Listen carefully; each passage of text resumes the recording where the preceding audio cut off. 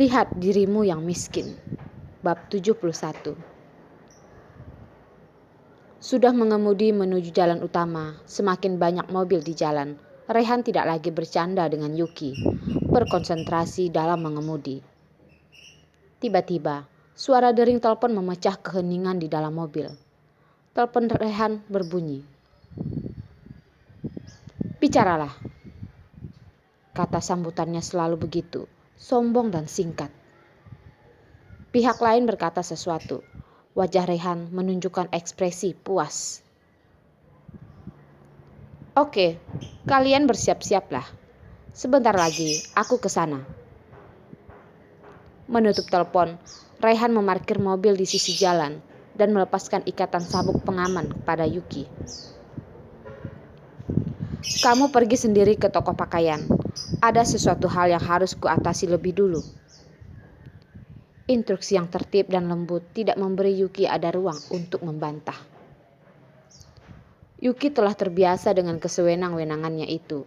Tidak ada pertanyaan untuk bertanya padanya apa yang sedang terjadi, dan dia turun dari mobil dengan santai. Mengangkat sepasang matanya yang indah dan menatap Rehan sambil berkata, "Bagaimana caranya pergi ke toko baju?" Tatapan Rehan penuh dengan senyum. Tampaknya dalam suasana hati yang sangat baik. Dia mencubit wajah Yuki. "Tidak jauh, tepat di depan jalan. Kamu ikuti jalan ini, pergi ke persimpangan di depan, belok kanan. Kamu akan melihatnya. Saint Laurent Head Culture. Ketika urusanku telah selesai, aku akan menjemputmu." Selesai berbicara, lalu dia menutup pintu, menginjak pedal gas. Mobil mewah itu seperti panah pergi dengan cepat. Yuki menemukan toko busana mewah siap pakai sesuai dengan rute yang dikatakan Rehan. Toko ini didekorasi dengan gaya luar biasa. Dinding putih susu, dekorasi ramping berwarna emas, dan pintunya pilar bergaya Romawi yang megah. Gaya busana keseluruhan menggambarkan beberapa keanggunan klasik dan kemewahan. Berjalan ke toko, seorang asisten toko dengan tampilan ramah pun datang. "Selamat datang." Petugas lain menaruh segelas limun di depan Yuki. "Apakah Anda ingin membeli pakaian jadi atau menonton album sampel kami yang dibuat sendiri dengan tangan?" Yuki tersenyum sopan pada petugas itu. "Aku akan lihat-lihat dulu." Yuki mengenakan gaun putih longgar dan gayanya begitu sederhana. Ini apa yang dia beli di pasar malam dengan harga murah. Rehan membelikannya pakaian Cina. Dia sama sekali tidak tergerak. Selalu merasa bahwa itu bukan miliknya sendiri. Rambutnya tidak sama sekali diwarnai. Rambut itu diikat asal-asalan, sehingga orang tersebut terlihat biasa dan tidak mungkin normal. Dua petugas itu memandangi Yuki berulang-ulang dan saling memandang, dan ujung mulutnya menampar cemooh. Lihatlah wanita kecil ini, dan tubuhnya tak bernilai. Benar-benar beraninya memasuki toko kita. Yuki tidak memperhatikan ekspresi petugas itu, tetapi hanya berjalan di sekitar toko dengan penuh minat. Sebenarnya, dia tidak ingin membeli pakaian apapun, dan dia tidak ingin menemani Rehan untuk menghadiri makan malam. Tetapi, begitu banyak pakaian indah di sini. Bahkan jika kamu hanya melihatnya, adalah hal yang sangat bahagia. Tidak peduli hanya menghabiskan waktu. Yuki menunjuk ke gaun hijau tua, lalu berkata, "Tolong ambilkan baju itu, aku ingin mencobanya." Gaun itu dikenakan pada model dan rok panjang memiliki bordir renda yang rumit. Tidak segampang itu untuk diturunkan. Petugas diam-diam memutar mata kepada Yuki. Wanita ini benar-benar hebat. Pilihannya bagus juga. Tetapi pakaian ini harus memilih model yang cocok dengannya. Benar-benar merepotkan. Tapi bagaimanapun juga, Tokoh pakaian ini adalah yang paling top. Ada peraturan di toko. Selama para tamu datang ke pintu, mereka harus antusias menyambutnya, sehingga mereka tidak berani terlalu dingin, bukan hanya menganggap remeh. Melihat gaun lusuh Yuki, hati pegawai toko juga diam-diam terkejut. Mata gadis malang ini cukup baik. Gaun ini adalah mahakarya terbaru dari perancang yang memenangkan hadiah utama di Milan International Fashion Show. Baru diterbangkan bulan lalu. Kain, kualitas, dan penjahit semuanya kelas top. Ada banyak orang yang mencoba, hanya karena warnanya hijau tua dan kulit dan temperamen banyak orang yang tak cocok, jadi belum terjual. Petugas itu dengan malas menyerahkan pakaian itu kepada Yuki, dan beberapa jari yang tidak sabar menunjuk ke kamar pas. "Hei, kamar pasnya ada di dalam, cobalah sendiri." Bahkan menurut aturan toko, seharusnya petugas membantu pelanggan mencoba pakaian mereka. Kamar pasnya sangat besar, semua didekorasi dengan beludru ungu tua, memperlihatkan suasana mewah. Setiap kamar pas memiliki sofa empuk dan cermin besar yang mengkilap, serta meja rias yang halus. Persediaan tata rambut sudah tersedia, hanya saja pintu itu penuh dengan tirai beludru tebal. Tidak ada pintu, tidak ada cara untuk mengunci. Tapi toko berkelas seperti ini tidak akan mungkin tiba-tiba ada yang masuk. Yuki dengan aman melepas rok longgarnya dan dengan hati-hati mengenakan gaunnya. Gaun ini memiliki banyak renda bersulam tangan tipis di ujungnya. Terlalu tipis seperti lapisan asap. Terlihat sangat halus. Yuki sangat khawatir akan merusaknya. Dia benar-benar khawatir tiba-tiba ada yang datang. Ketika dia mengenakan gaun dan berdiri, Yuki merasa bahwa bagian belakang tersentuh. Kulit lebar itu telanjang dan dingin. Resleting demi resleting mengaitkan renda. Yuki dengan cepat duduk dan berteriak di luar tirai. "Nona petugas, masuklah, tolong bantu aku." Sungguh, gaun kuda dewa benar-benar merepotkan. Mengenakan gaun bisa membuat orang kelelahan. Yuki berbisik, menunggu petugas datang dan membantu. Tapi tidak ada yang menjawab di luar. Kedua petugas itu sedang asik bermain ponsel mereka, dan mereka sebenarnya mendengar suara Yuki, hanya berpura-pura tidak mendengar. "Gadis malang, siapa yang peduli denganmu?" Yuki meningkatkan volume dan berteriak lagi. Masih belum ada gerakan dari luar. Ada suara wanita yang nyaring di kamar pas di sebelahnya. "Jangan berteriak. Biarkan aku membantumu." Tirai beludru tebal dibuka dan seorang gadis muda masuk. Dia berpakaian sangat mewah, tetapi rias wajahnya agak terlalu tebal. Melihat gaun Yuki, ada ekspresi yang menarik di mata gadis itu.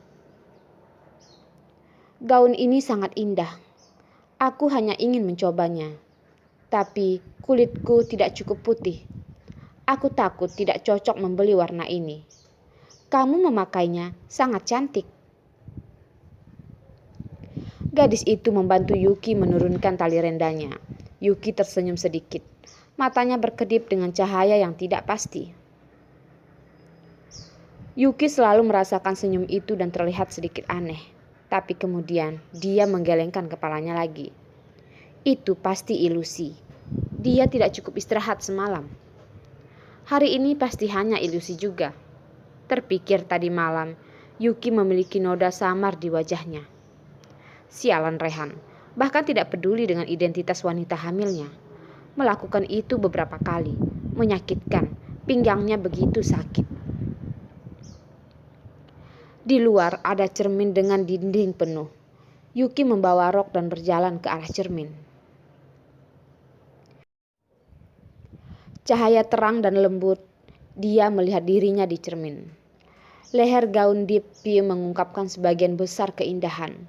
Warna hijau gelap dipagari dengan renda bordir tangan yang cantik dan rumit, yang membuat kulit putihnya itu seperti porselin yang paling halus. Desain pinggang tinggi membuatnya sedikit menonjol di perut bagian bawah, sama sekali tidak terlihat, segar dan elegan, seperti putri paling mulia. Petugas melihat ke arahnya dan bengong. Dia benar-benar tidak berpikir bahwa gadis malang ini bisa sangat cocok dengan gaun ini. Gaun ini seperti dibuat khusus untuknya, semuanya sempurna. Yuki sendiri juga melihatnya.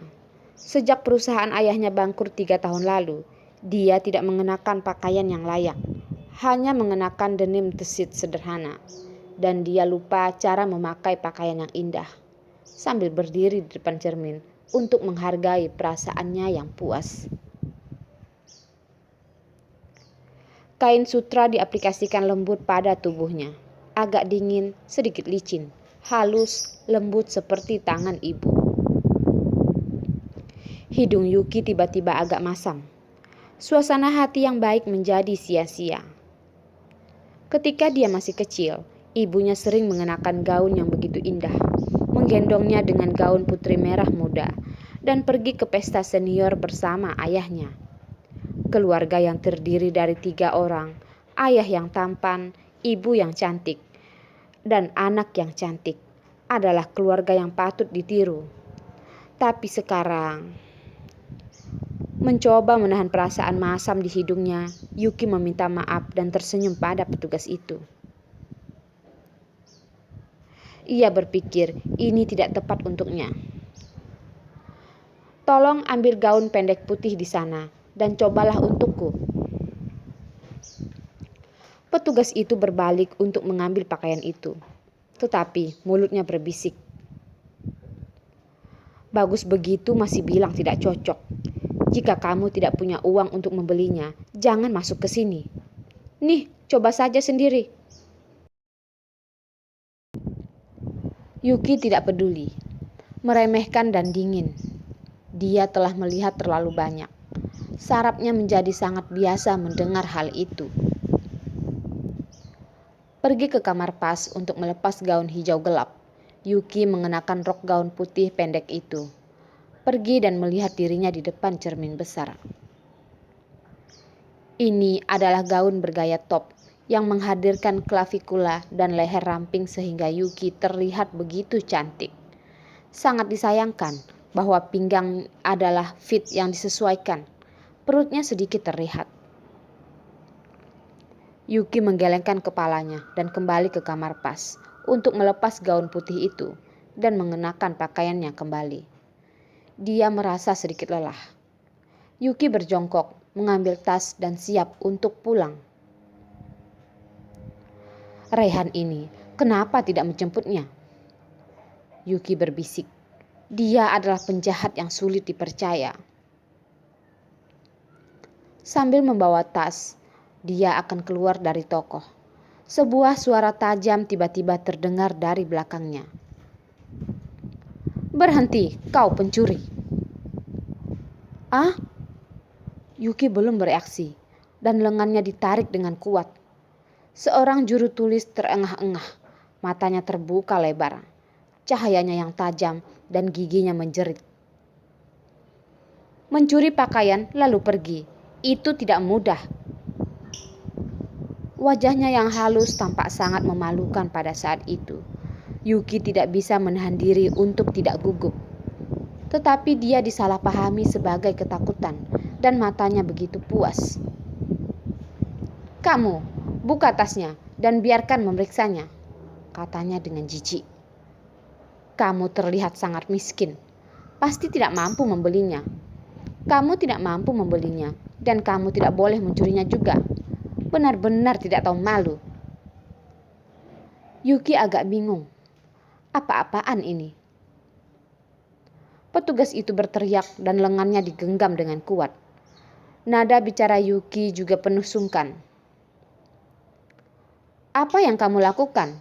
Biarkan aku pergi.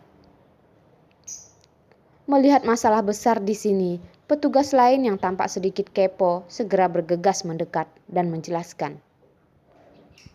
Nona, gaun hijau gelap yang baru saja Anda coba sudah hilang. Hanya Anda seorang yang pernah mencoba gaun ini. Tolong buka tasnya dan biarkan kami memeriksanya.